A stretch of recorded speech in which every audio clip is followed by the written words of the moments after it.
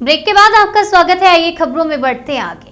कहते हैं कि हमारे देश में खेती किसानी करना आसमानी और सुल्तानी है। पहले देखने में आता था कि किसानों की फसल अच्छी है, लेकिन प्राकृतिक आपदा हो गई तो किसानों का सपना चकनाचूर हो गया। किसानों को यह दर्द मेरे को काफी सताता था।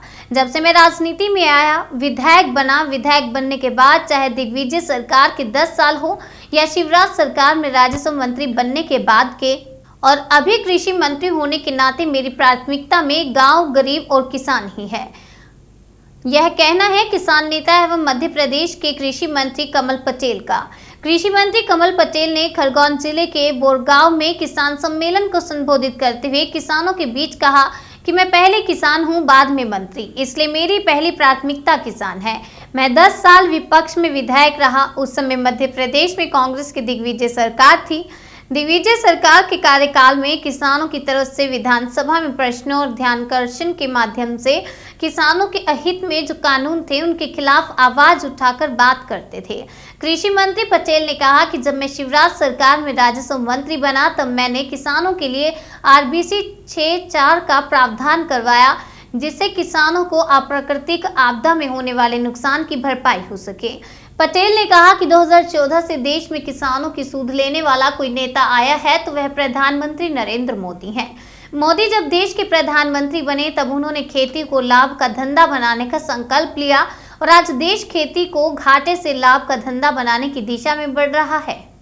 मैं पहले किसान हूं, बाद में मंत्री हूं।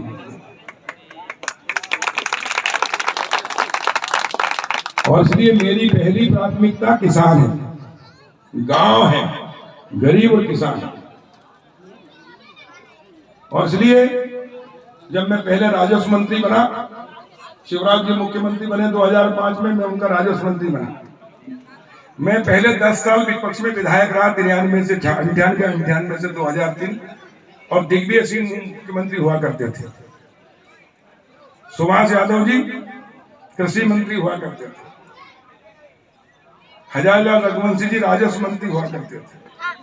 तब विधानसभा में हम किसानों की तरफ से प्रश्न करते थे, ध्यानाकर्षण करते थे, और जो किसानों का अहित में कानून थे उसके खिलाफ आवाज उठाते थे, किसानों के लिए बात रखते थे कि किसान की खेती आसमानी सुल्तानी है,